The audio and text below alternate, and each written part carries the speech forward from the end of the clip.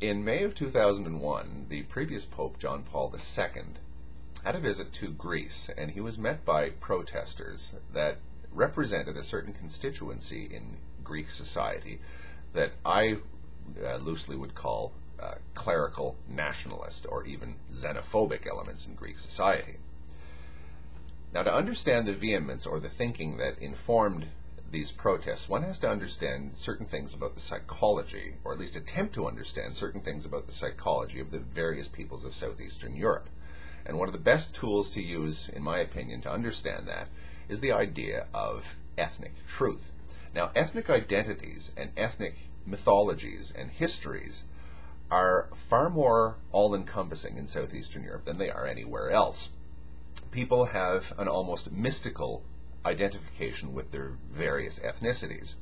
And almost all of the ethnicities of that region, be they Greeks or Albanians or Serbs or whomever, generally hold an extreme nationalist mythology and a belief in their own greatness as a people that goes back practically to the dawn of time. Now, you can see the problems there. If everyone believes that they're God's gift to humanity, there's going to be trouble, because everyone believes that they are, in some sense, better or more moral or more of a gift to humanity than everyone else. Now, inherent in that kind of thinking, though, is a sense of historical grievance that just continues to get added to as time goes by. Because if you identify so strongly with an ethnicity, a nationality that in your mind goes back 3,000 years, you will feel very personally alleged or believed slights against your group, or alleged or believed crimes against your group that took place in the remotest of pasts, or at least as far as everyone else outside the region is concerned. So the Pope was attacked for things like the Great Schism of 1054 AD, where Rome and Constantinople broke. There are many Eastern Orthodox peoples of Southeastern Europe who are still angry with the papacy for the sack of Constantinople in 1204 AD by Crusaders. Now, when you think about this, again, this looks kind of insane to an outsider, but it is very, very real in that region. And rather than just dismissing the people that protested the Pope's visit, one has to at least try to understand the psychology that that drove these people to be so vehemently anti-papal when he visited in 2001. In their minds, in the universe in which they've constructed for themselves to live in, the mental universe, what they were doing when they protested, when they denounced the Pope as the Antichrist for the Great Schism or the Fourth Crusade, what they were doing made perfect sense. So what constitutes reality in that region is very different than what constitutes reality in the outside world.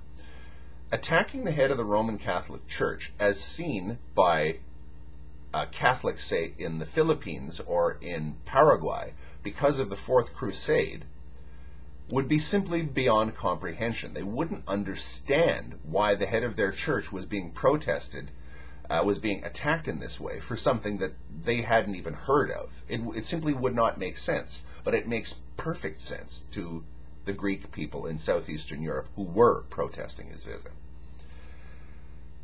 This creates a great conundrum for any group, any leader, any organization that is as high profile as the Roman Catholic Church or the papacy itself. Because that's not the only way that the papacy gets attacked. Last week, the papacy was the subject of protests for things like gay rights, pedophilia scandals, women's rights, this sort of thing. And traditionally, in another part of the UK, the papacy is generally attacked as the Antichrist from an extreme conservative Protestant religious point of view, represented by the Free Presbyterian Church and its leader, Paisley. So, not that I feel any sympathy for the Roman Catholic Church. If you put yourself in a position of power, well, too bad if you get criticized. But it is interesting to see these the proliferation of anti-papal protests and the colliding and contradictory ideas of what is expected of the the Catholic Church from, say, the human rights perspective, where they say if you deal with these pedophilia scandals, or if you deal with the misogyny inherent in Roman Catholicism, or homophobia, or whatever, it's specific issues, and if this changes, one assumes that the anti-papal feeling will drop off to, say, the Greek Orthodox or the Ulster Protestant view that the papacy is just plain evil and the only way it can actually redeem itself is to cease to exist. You understand the conundrum of the papacy. I think that these sorts of things, as I say, are going to continue to proliferate, and with the internet and with the increasing stridency of free speech and criticism of leadership in general, we're going to see more and more of these things. I have no issue with that, because I think that free debate, as long as it's reasonable, is a good thing, and that whoever occupies a position of power, or even a high moral profile in our society, should be on the receiving end of all the criticism that anyone cares to level at it. Thank you.